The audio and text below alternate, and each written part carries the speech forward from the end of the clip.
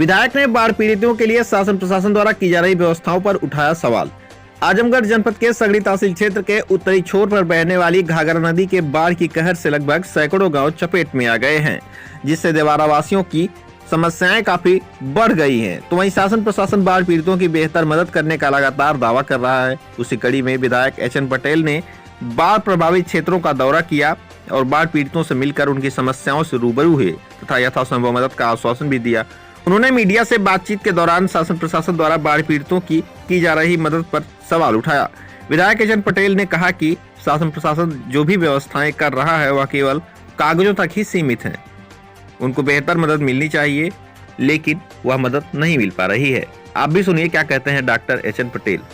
तेज news के लिए अनुराग मौर्य की रिपोर्ट। भदौरा चौक वाला ये भदौरा गाँव का 3 मकान, कहने को 3 है लेकिन उसमें 5 पार्ट हैं जी। 5 लोगों के मकान एक तरह से टूट चुके हैं, बहने के कगार पे हैं, गिर गए हैं मकान। और ये इस मकान के लिए 4-5 दिन पहले से ही प्रशासन को हम लोग अवगत करा रहे थे। ये लोग हमसे मिले, हमने प्रशासन को अवगत करा, लेकिन प्रशासन के कान पे जू नहीं देंगे। और जितने बंधे टूटे हैं, 2 बंधे टूटे, एक दाम महुला में और एक आज टूटा है, तो दोनों टेकनपुर में, तो दोनों बांध में भी सिंचाई विभाग कर सकते हैं या प्रशासन की नाकामी कर सकते हैं। उनकी नाकामी से टूटा है। अगर समय रहते प्रशासन चेत जाता।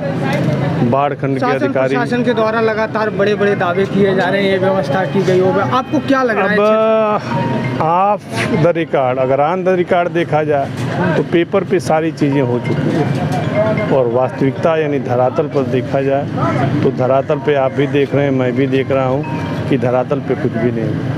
कल आप ही के पार्टी के विधायक गोपालपुर से हैं, विधायक नफीस अहमद, उन्होंने कहा तिरपाल तक की व्यवस्था नहीं है। क्या है सच्चाई है? वो हम आप देख रहे हैं, दोनों लोग कहीं तिरपाल दिखा इस बंदे से। हम अपने क्षेत्र की बात करें, रौना पार से महुला तक एक भी तिरपाल नहीं। हाँ, 3 तिरपाल हमको दिखी जो अपने से लोग लगा के बैठे थे। रात में मैं करीब 8 बजे के आसपास था, अपने से बैठे थे।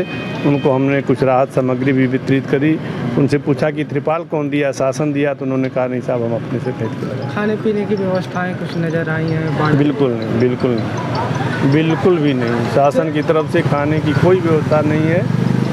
और मैं तो 3 मांग कर रहा था डे 1 से, यानी 6वां दिन है मांग करते करते प्रशासन को कि एक तो बिजली की व्यवस्था, अगर बिजली काट दी गई है तो प्रकाश की व्यवस्था सुनिश्चित करना आपकी जिम्मेदारी है, जिस पे हमें अवगत कराया गया कि नहीं वहाँ पे जनरेटर लगा दिए जाएंगे। जनरेटर लगा कि नहीं लगा, कितनी जगह लगा, ये वही जानते हैं। दूसरी चीज़ हमने ये मांग करी कि आदमी तो अपनी नौका से बाढ़ में से बाहर आ जा रहा है, लेकिन जो पशु फंसे हुए हैं उनके लिए आप बड़ी नौका की व्यवस्था करिए, लेकिन वो भी आज तक नहीं हुआ। तीसरी हमने बात करी कि किसी भी प्रकार से अगर वो पशु किसी तरह बंधे पर ला दिए गए हैं तो आदमी तो अपना खा पी ले रहा है, लेकिन 4-5 दिन से वो पशु बिना खाए रह रहे हैं, उनके लिए भूसे की व्यवस्था करी जाए। लेकिन आज 6वां दिन है, प्रशासन तीनों के तीनों हमारे सवाल पे फेल है, कहीं कोई व्यवस्था नहीं। एक चीज़ और है कि जैसे यहाँ पे 4-5 मकान बहने की बात आ रही है, तो उसके लिए आप क्या सहयोग कर रहे हैं? नहीं, सहयोग तो नहीं, हमारे क्षेत्रवासियों के लिए हमने अभी जस्ट यहाँ आने के पहले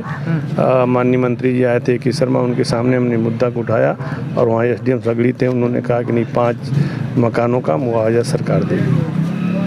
देखा जाए तो बड़े बड़े मकान हैं, सरकारी मुआवजे से क्या अब तो उसका एस्टिमेट होना चाहिए। जो हम लोगों के मकान की जैसे मान लीजिए होती है तो सरकारी इनकम टैक्स द्वारा उस पर ना वो होता है कि हाँ एस्टिमेटेड कास्ट कितनी होगी, तो उसी तरह उसकी एस्टिमेटेड कास्ट आनी चाहिए या कितनी कास्ट आनी चाहिए, उसी अनुसार उसको मुआवजा मिलना चाहिए।